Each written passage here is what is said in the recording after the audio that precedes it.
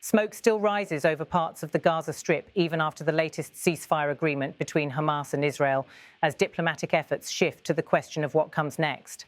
How to stabilise Gaza, who governs it, and under what terms. On 17 November 2025, the United Nations Security Council, UNSC, moved toward a vote on a US draft resolution seeking to chart that next phase, authorising a transitional governance structure for Gaza and an international stabilisation force to oversee demilitarisation and reconstruction. But the proposal has sparked deep opposition among Palestinian factions. Hamas and other armed groups in Gaza have jointly rejected the plan, arguing that it would amount to foreign guardianship over Palestinian territory, undermining their sovereignty and the right of Palestinians to determine their own future. The resolution under consideration by the UN Security Council is built around the framework of a 20-point plan put forward by US President Donald Trump, still in office as of this moment. Under the text, an international stabilisation force would be authorised to deploy in Gaza. Its responsibilities would include helping to enforce a ceasefire, supervising the demilitarisation of the enclave, including decommissioning weapons and dismantling military infrastructure, and helping train and support Palestinian security forces under transitional authority, a transitional governance body, often referred to as the Board of Peace in the draft, would manage reconstruction and civil administration of Gaza for an interim period before handing over to fully Palestinian-led structures. Demilitarisation is central. The plan demands that Hamas surrender heavy weapons and that Gaza's armed capabilities be reduced. Israel insists this is a condition for any sustainable peace. The draft ties progress to the Palestinian Authority governing reforms and envisages that once stability is secured, a credible pathway for Palestinian self-determination and statehood may be open. The vote is scheduled for 17th November 2025 at 2200 GMT, 5 p.m. ET. Hamas and its allied Palestinian factions articulated a firm rejection of the draft resolution. Their central argument, the proposal would effectively swap one form of occupation for another, external oversight and foreign troops in place of Israeli forces, but nonetheless foreign presence. Hamas spokesman Hazem Qassem delivered the group's position. The amendments and axes of the US draft resolution at the Security Council do not serve the stability of the situation in Gaza. And we want a Security Council resolution that defends our people's right to self-determination and prevents war on Gaza. He further declared, we want a Security Council resolution that prevents the occupier from overrunning Gaza, the West Bank or Jerusalem. RA's separate statement from a coalition of Palestinian armed groups echoed the theme. They described the proposed resolution as a dangerous step toward imposing foreign guardianship over the territory and said its disarmament clause and foreign military presence would constitute a violation of Palestinian sovereignty.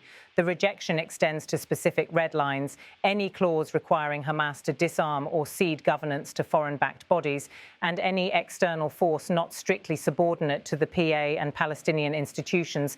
At the heart of the debate lies the question of who will govern Gaza after the war, and under whose authority will power, security and reconstruction be implemented. For Hamas and its allies, their concerns include sovereignty. The presence of external forces and a transitional body may undercut Palestinian control legitimacy. Gaza has been under Hamas de facto governance since 2007. Relinquishing that control to foreign or PA entities raises political risks, disarmament. The demand to disarm is framed as a threat to the right to resistance, an ideological as well as strategic concern. For Israel and supporters of the plan, the logic is security. Gaza has been a battlefield for years. Demilitarizing is seen as a prerequisite for reconstruction and future peace. Exit strategy. Israel wants to reduce its military and administrative burden in Gaza and shift responsibility to international and Palestinian actors' legitimacy. A UN mandate provides legal and normative cover for an international force and transitional governance. The plan has attracted strong endorsement from Egypt, Qatar, the United Arab Emirates, Saudi Arabia, Jordan, Turkey and Pakistan in a joint declaration supporting the resolution and authorising an international stabilisation force. However, certain UNSC permanent members loom large in the background. Russia has already circulated a rival resolution proposing that the UN simply explore options for an international force rather than authorising one outright, analysts say, While a veto from Russia or China is not likely, abstentions or absence remain possible, which could affect the strength of the mandate. On the Palestinian side, the Palestinian Authority, PA, has given its backing to the US draft resolution. That backing is viewed as increasing the proposal's chances of passing. Amid the high-level diplomacy, the residents of Gaza remain in limbo. Reconstruction has barely begun, displacement remains widespread, infrastructure is devastated, and humanitarian needs are dire. The outcome of this vote will significantly shape how aid flows, who controls it, and how the reconstruction process will be governed. If the resolution passes despite Palestinian faction objections, an international stabilisation force could deploy in Gaza, raising tensions with armed factions who still wield power on the ground. Transitional governance may begin, potentially reducing Hamas's administrative role in favour of PA-linked or technocratic bodies. Reconstruction may proceed faster, with increased international donor confidence and clarity of oversight. However, if perceived as external imposition, the process may deepen Palestinian resentment, fuel resistance, and undermine legitimacy. If the resolution is blocked or softened significantly, the status quo remains. Hamas continues to govern Gaza. Reconstruction remains slow.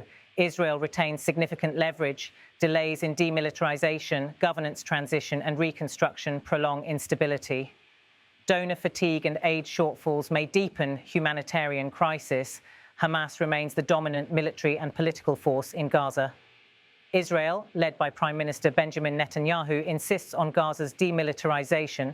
The Palestinian Authority, PA, headquartered in the West Bank and led by Mahmoud Abbas, formally supports the resolution and an international stabilisation force. The United States, as drafter of the resolution, is pushing the initiative through the UN.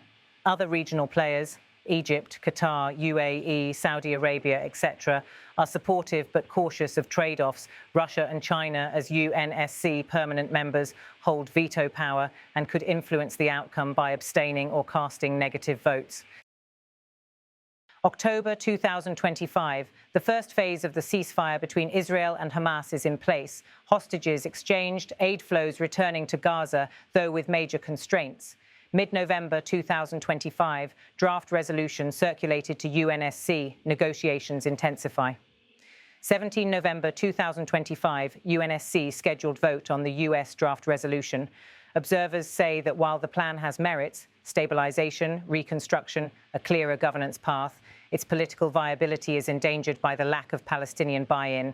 On the ground, Hamas continues to control key aspects of Gaza's security and administration, and many Gazans remain sceptical of external governance models. One of the most acute flashpoints is disarmament. Hamas describes the demand to surrender weapons as out of the question and insists any transition must not sacrifice the right to resistance.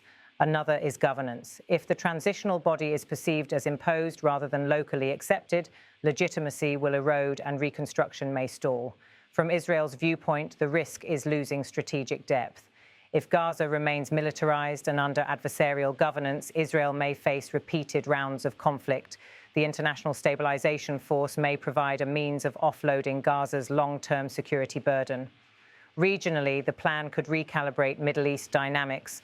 Gulf states and Egypt have an interest in seeing Gaza stabilised, both for humanitarian reasons and to prevent proxy escalation. At the same time, they risk being drawn into a politically fraught governance framework. Several key questions remain open. What exactly will be the size, mandate, rules of engagement and chain of command of the International Stabilisation Force? The draft refers to member states working with the Board of Peace, but details remain fluid. Will Hamas agree to participate in the transitional governance process, or will it remain outside and oppose the framework from the ground? So far, its statements suggest firm rejection. Who will contribute troops, funding and logistical support to the stabilisation force and transitional body? Without strong multilateral backing, the plan risks under-resourcing. How will reconstruction funds be managed? Who will control entry of aid? How will border controls be handled? And how will displaced persons be returned or rehoused? How will the shift to a post-transitional Palestinian-led governance model proceed? And how will elections or popular legitimacy be built in? How will Israel's security role evolve during the transition, particularly given its insistence on enforcement of demilitarization? Beyond diplomacy and strategy, the residents of Gaza continue to live amid rubble, displacement, trauma and uncertainty. The question of who governs, how reconstruction is managed and how security is assured is not academic. It affects whether children attend school, families rebuild homes, electricity and water return, and whether Gaza becomes a functioning community again. If governance is perceived as externally imposed, the sense of disempowerment among Gazans may deepen, undermining stability. If reconstruction proceeds but fails to deliver meaningful local engagement, it may breed resentment. Whether the stabilisation force and transitional bodies succeed will depend not only on mandates and troops, but on local legitimacy and participation. As the UN Security Council approaches the vote, the essential fault line is clear between a resolution backed by the Palestinian Authority, Israel and the US, and a coalition of Palestinian factions rejecting a proposal they view as foreign-controlled. The outcome will shape Gaza's immediate future and set precedents for the wider Israeli-Palestinian conflict. The central tension remains: is the future of Gaza to be determined by Palestinians alone, or will outside powers hold the reins during a transitional phase? Hamas says the answer is non-negotiable. The amendments do not serve the stability of the situation in Gaza. Meanwhile, international actors argue that without external stabilizing structures, Gaza risks remaining a zone of lawlessness, militarization, and humanitarian collapse. In the next hours and days, the UN will decide whether to authorize a mission that could reboot Gaza, but only if it can bridge the gap between internationally led governance and Palestinian agency. How that balance is struck will determine whether Gaza's post-war recovery is sustainable, inclusive and legitimate, or whether it remains a contested territory caught between war and peace.